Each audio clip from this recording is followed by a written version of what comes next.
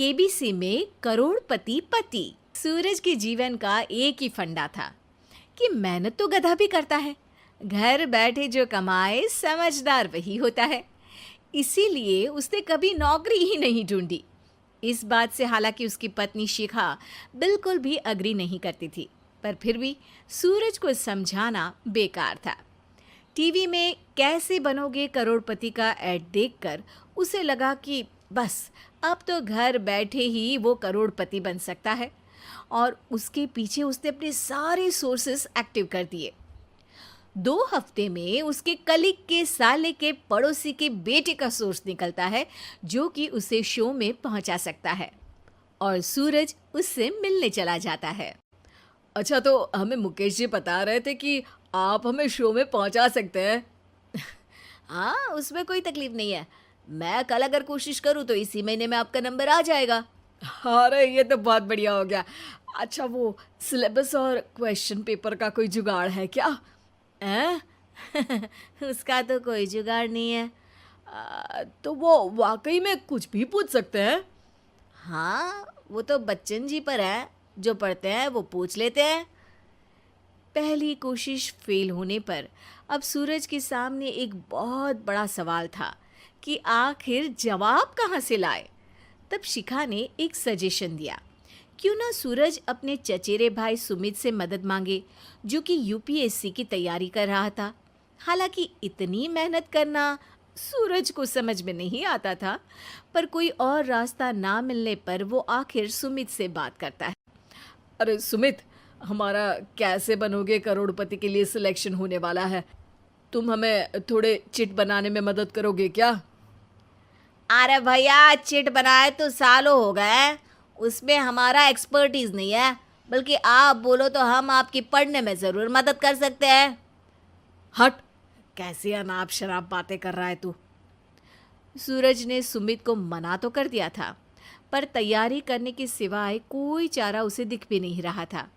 खासकर जब 12 के पेपर लीक करने के एक्सपर्ट शुक्ला जो भी हाथ जोड़ लेते हैं। आखिर सूरज को सुमित के पास जाना ही पड़ा, और उसने सुमित और शिखा से वादा किया कि वो बहुत मेहनत करेगा।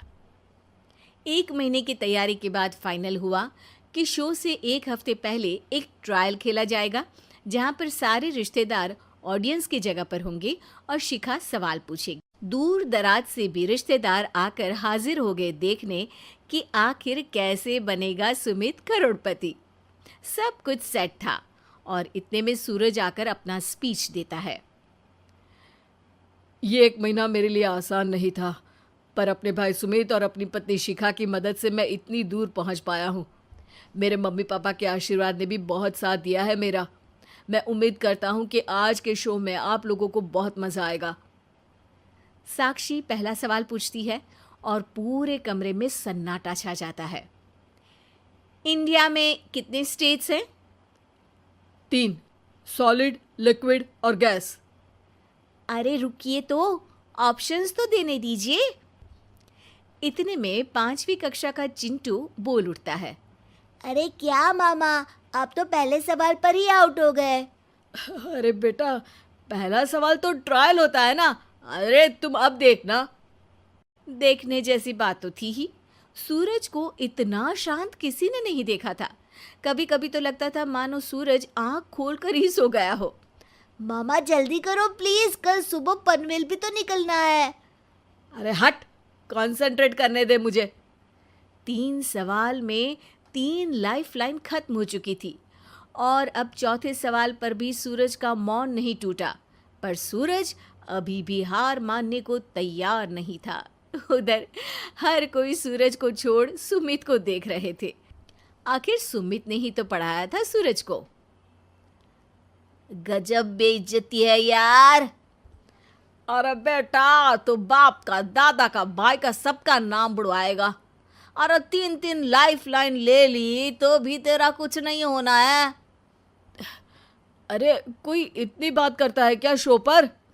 अरे बेटा, शो पर तेरे जैसे भी तो नहीं आते ना।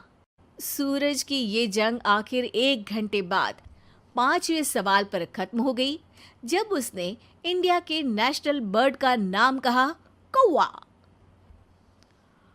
अरे बेटा, मजा तो बहुत आया, बस थोड़ा टाइम पर खत्म होता तो आनंद भी आ जाता। ताने बारिश के बूंदों की तरह बरस रहे थे और सूरज को भी समझ आ रहा था कि ये करोड़पति बनना शायद उसके बस के बाहर की बात है। पर वो आखिर ये बात मान कैसे लेता? वो सख्त लौंडा जो ठहरा, उसने सोचा कि बेइज्जती तो हो ही चुकी है, पर अगर मैं हार नहीं मानूं तो शायद कुछ हो सकता है। शिखा, तुम देखना, असली शो में आग लगा दूंगा, आग। करोड़पति बनूंगा मैं। हाँ, सब्जियां खत्म हो गई है घर पे, ले आओ। पहले पति बन जाओ, फिर करोड़पति बनना। अरे गजब बेइज्जती है यार। बेटा, अभी तो घर पर ही हुई है, 1 हफ्ते में तो तुम देश के सामने करवा कर आओगे। वैसे जब टीवी पर जाओ ना, तो बस अपने मम्मी का ही नाम लेना, ठीक है? कोई पूछे तो बोलना कि पापा नहीं है मेरे। अरे पढ़ाई की, पेपर निकलवाए, इतने सारे लोगों को खाना खिलवाया, क्या फ़र्क पड़ा? इसीलिए मैं कहता हूँ कि मेहनत तो गधा भी करता है, घर बैठे जो कमाए वही सिकंदर। लेकिन मामा, गधे भी जानते हैं कि हमारा राष्ट्रीय पक्षी मोर है।